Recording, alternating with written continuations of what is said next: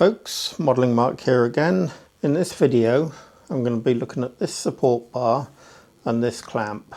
I won't be doing this bar just yet. I shall also be doing the cotter pins that hold this clamp on the vertical shaft. First off is this bar. I made this off camera. This is just a 1/2 inch bar with a reduced diameter and an M8 thread on the end. Of course it's shiny because I took a polishing mop to it, but well, you got to, haven't you?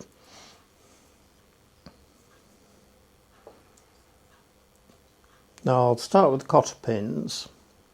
These are a 1/2 inch diameter bar with a hole through them and a cutout so that it clears the vertical shaft. Now if we go back to this drawing, you'll see we've got a 1 1/4 inch shaft.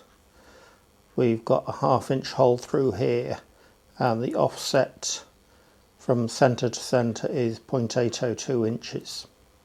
It's important that the cutout in the cotter pins is a 1 1/4 inch radius and the centres are offset by the same 0.802 inches so they meet smoothly.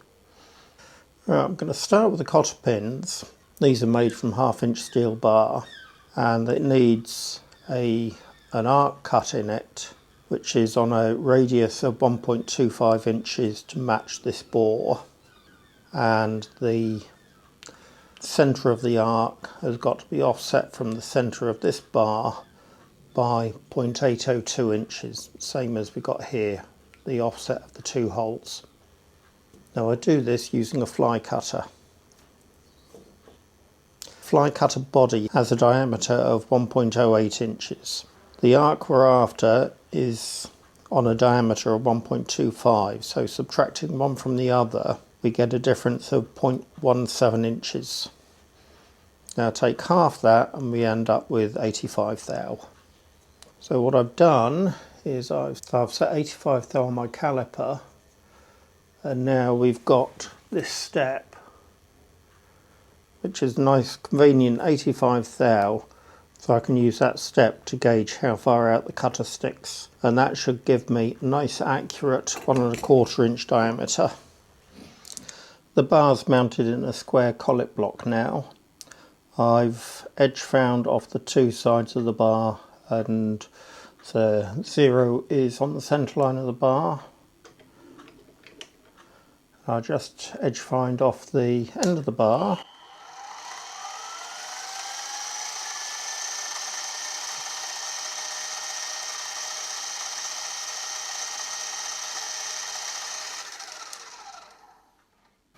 Now I've got the 0 on the edge of the bar.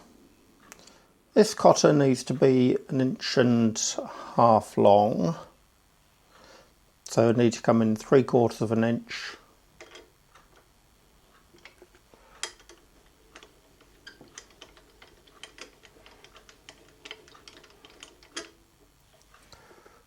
Three-quarters inch, which will be the centre of the cotter.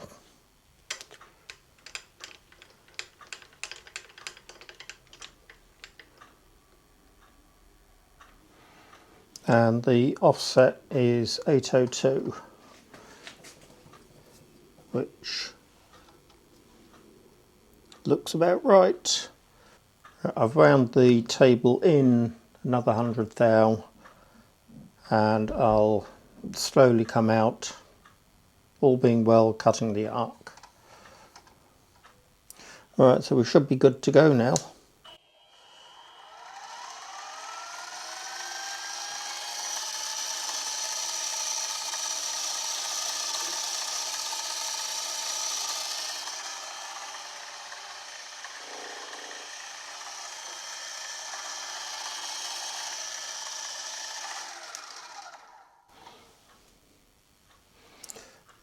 That's the first cut, and you can see it's just on my scribe line.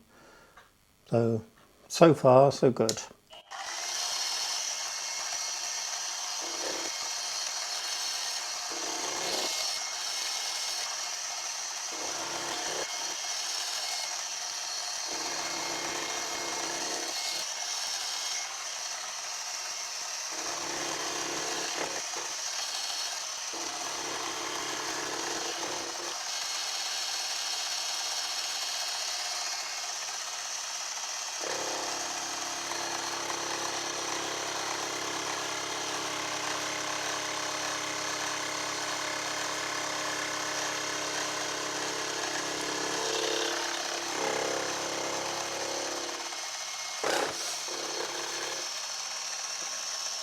Bugger.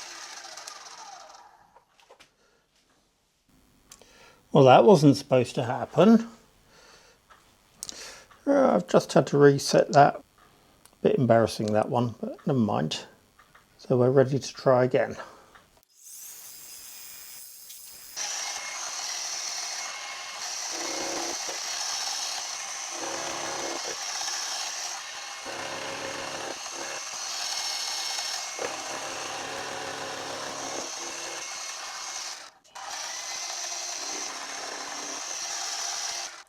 Sorry about the image stabilization there. It seemed to go very squirrely. Hopefully I've turned it off now. So let's try again.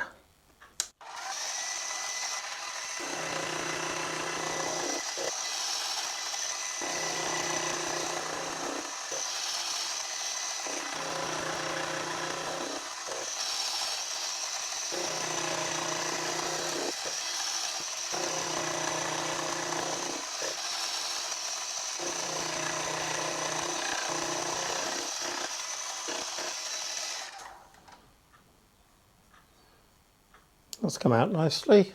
Very good finish on that. The next task is to cut the double cotters in half. And that needs to be obviously halfway down the arc. Now that arc is 0.75 inch from this end. I've got a 0.8mm slitting saw in the arbor, so shop made arbor. I've also got about 10th hour run out on this slitting saw. Yep. So I'll bring the slitting saw down until it just touches there, then drop it by 0.75 inch, then I'll drop it by a further half the thickness of the slitting saw and half the run out, which is 0.4mm plus 5 thou, whatever that works out at, calculator time. So first I'll just gently bring this down so it just starts to touch on here, running on the slowest speed possible.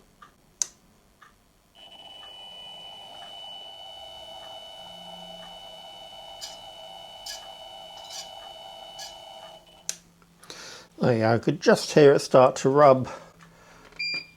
DRO zeroed.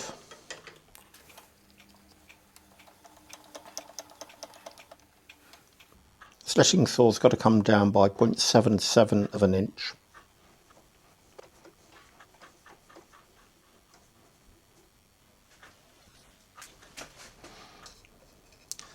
Plenty of oil on the slitting saw.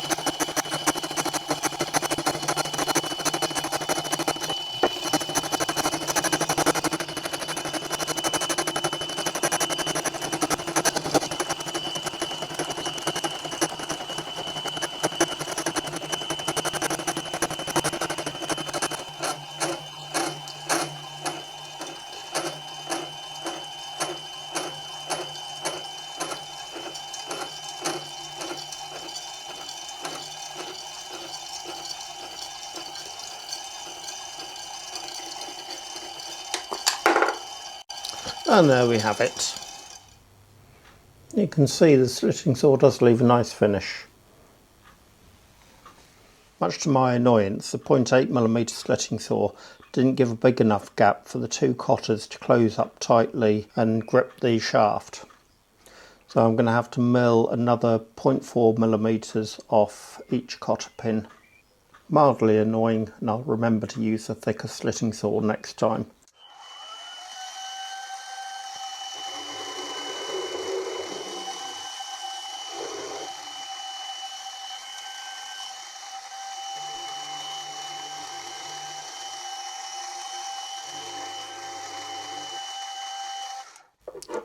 Right, now I just need to repeat that on the second one, which I won't bother filming. Last job on the cotters for now is to drill and remount this hole to 8mm. This cotter is the one that's going to be glued onto the shaft, so that needs to be a reamed hole, so we've got a nice fit. The other cotter will be a sliding fit, so I'll just drill that to a slight clearance hole.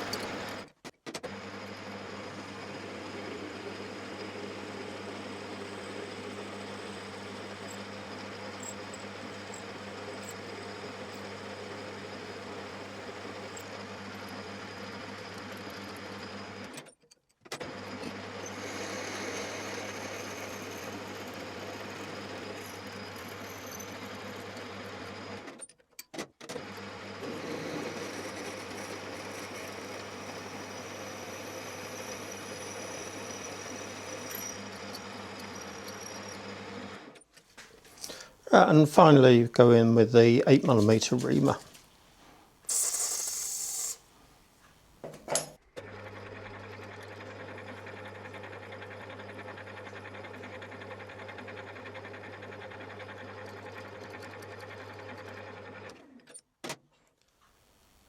The last stage here is to Loctite this cotter pin onto the shaft.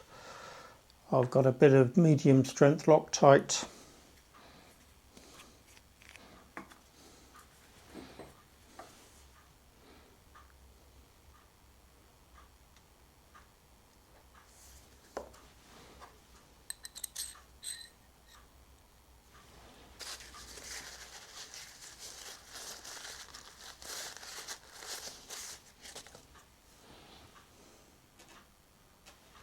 And now we'll just leave that to cure. Next part is this little clamp.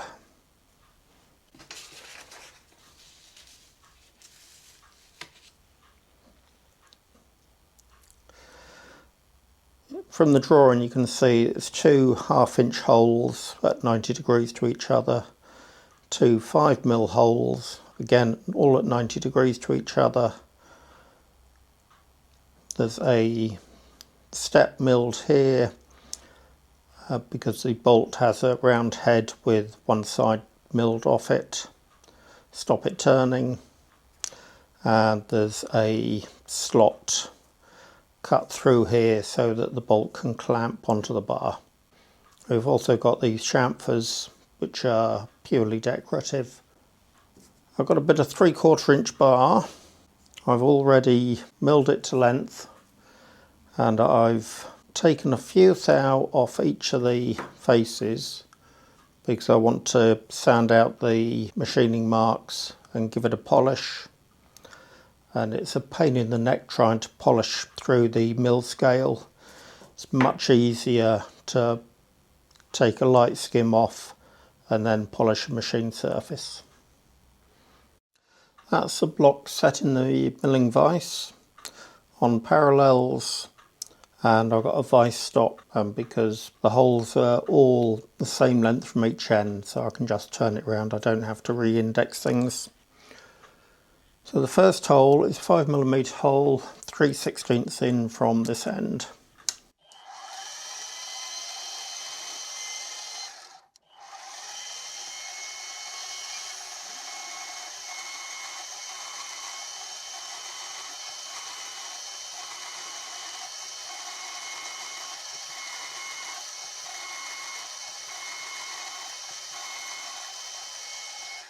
Incidentally, this drill is a good quality one, came from Cutwell, and it cuts so much better than all the cheap import drills I've got.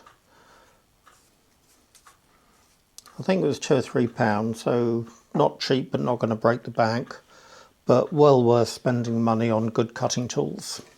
It really makes a difference.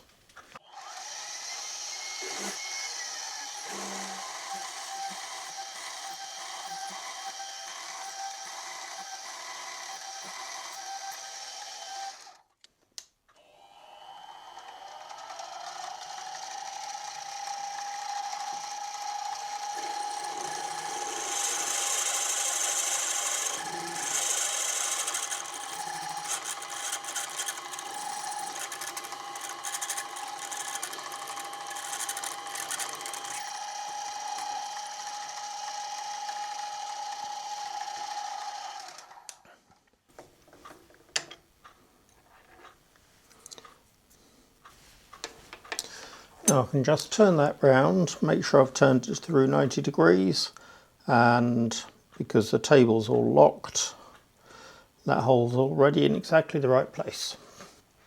However, don't forget to deburr the holes, otherwise the burrs will throw your part off.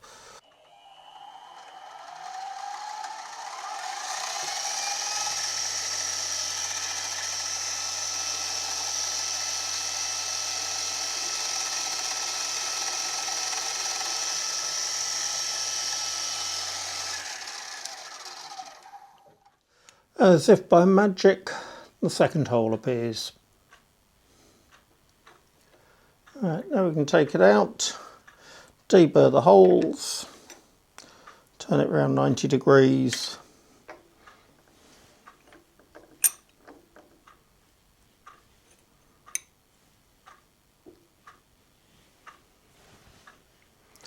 And we're ready to drill the 1/2 inch hole. Now the 1/2 inch hole needs to be 5/8 in from the end.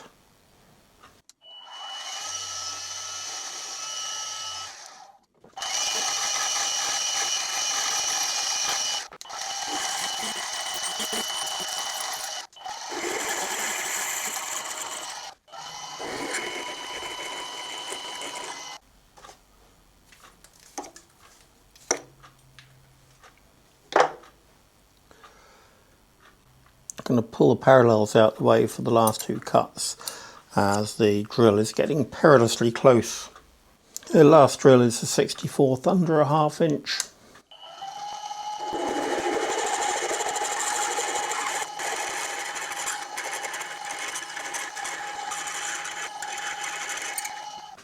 Finally we go in with a 1/2 inch reamer.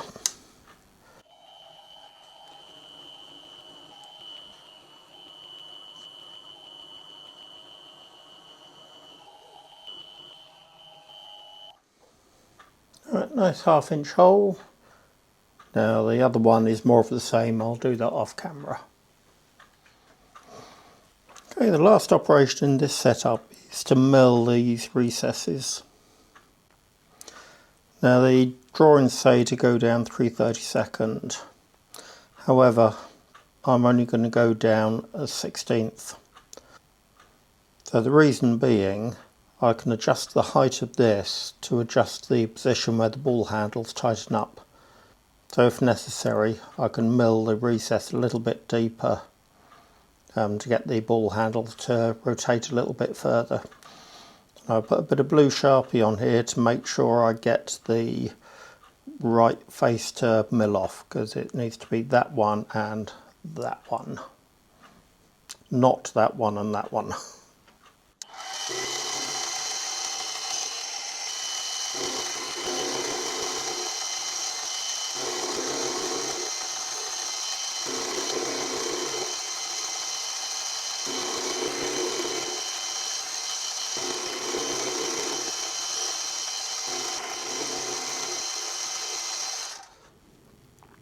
That's come up nicely. The recess has come just past the hole, which is what I was aiming for.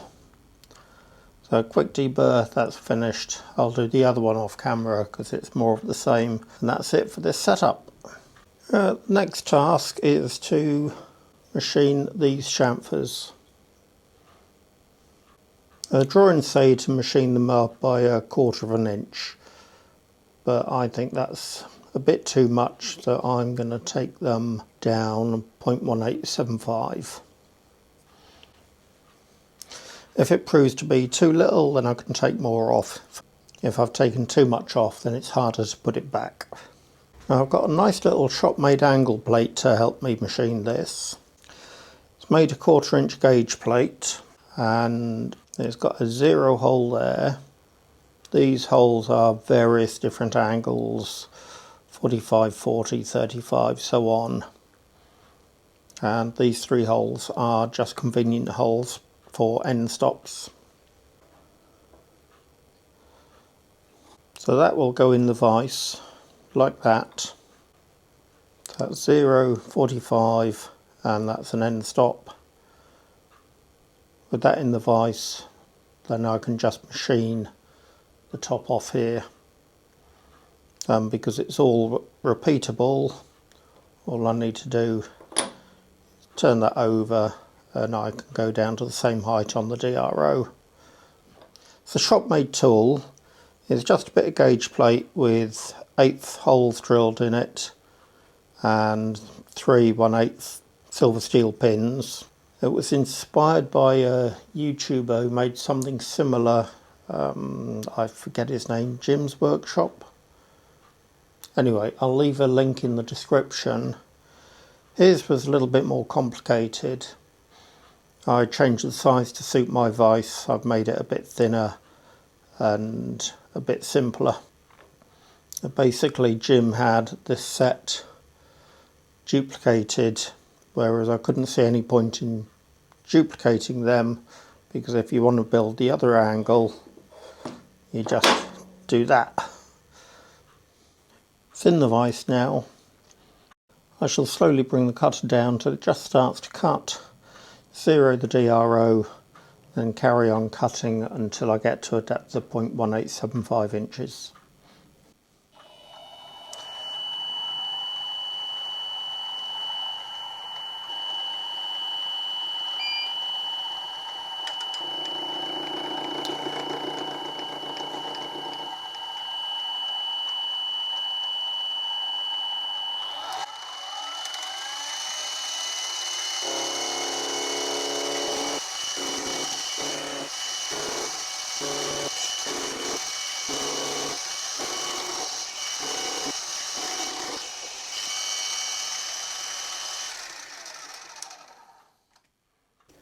Actually, I've stopped there at 0.180 inches.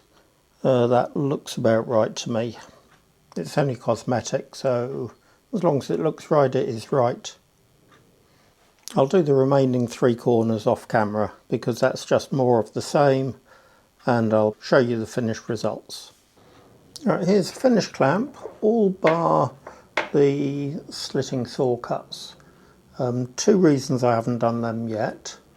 The first is I haven't got a 1.6mm slitting saw, and the second is that I want to polish it up first, and I don't want the polishing mop to get caught in the slot. But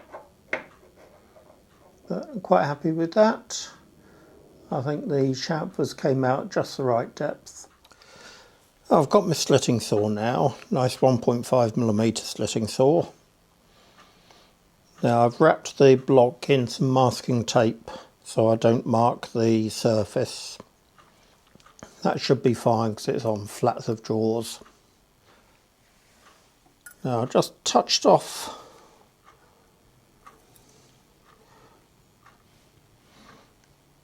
the saw on the bottom with a feeler gauge between them to get the bottom and zero the DRO.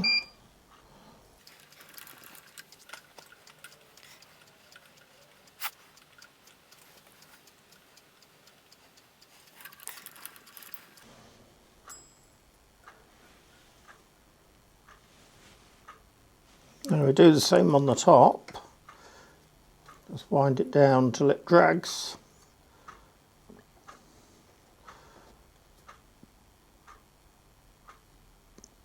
That's nice.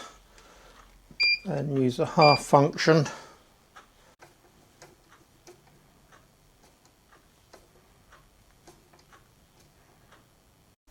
Now just wind the saw down to 0.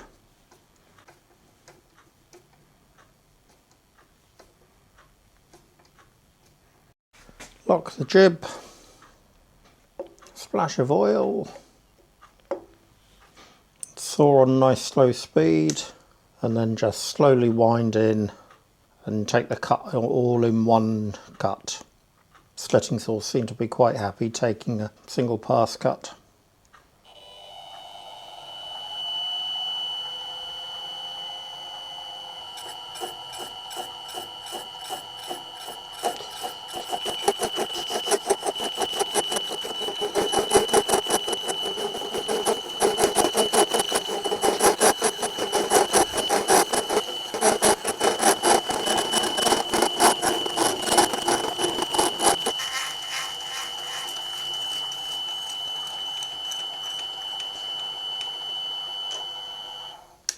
And that should be that.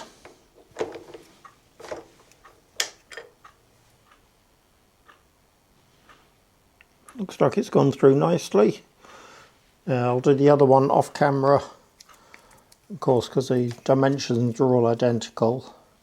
Don't need to measure anything. I can just flip it round on the parallels, tighten up the vise, and we're good to go. And here's the finished bracket. Slits came out nicely. They look nice and central in the hole. I didn't mark up the finish when I put it in the vise. So that's another piece finished.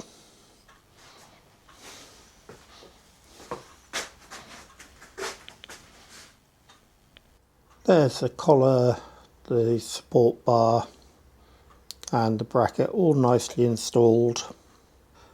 There's just an ordinary nut here as a temporary measure until I make the ball handles. I've made these bolts for the bracket. I didn't video them because they're just very straightforward. And again, just ordinary M5 nuts as a temporary measure until the ball handles are done. It's coming on. It's nice to see some visible progress. That's it for this video. I hope you enjoyed it. It was a nice, nothing too taxing this time. It's nice to have something that's a little bit more, not having to think too much about it. Anyway, the next video is going to be a bit more involved. That'll be the first casting for the wheel head. And things get a little bit more interesting. Thanks for watching. If you enjoyed the video, please like and subscribe. And if you have any comments, leave them below. I read them all and I answer nearly all of them.